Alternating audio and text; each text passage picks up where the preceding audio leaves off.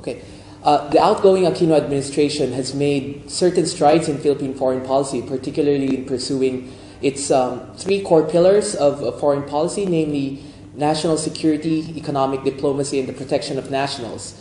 It did relatively well. It has a mixed record in the sense that it tries to somehow make the South China Sea issue a central focal point of its foreign policy, but it also nurtured relations with major powers, particularly the United States. The Enhanced Defense Cooperation Agreement, I think, is one legacy of the Aquino administration.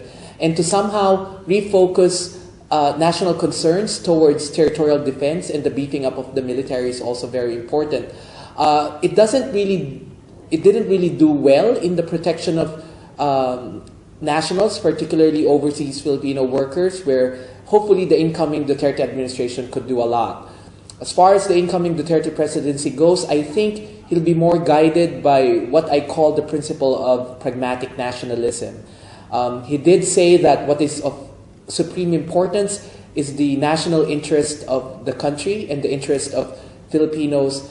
And however, having said this, he will try to be more pragmatic in pursuing Philippine foreign policy objectives by not really monopolizing the thrust towards the South China Sea dispute or relations with China. I think Duterte will try to diversify its engagement with major powers, particularly China, Japan, and others, but also it will continue to foster good relations with the major power in the West, which is the United States.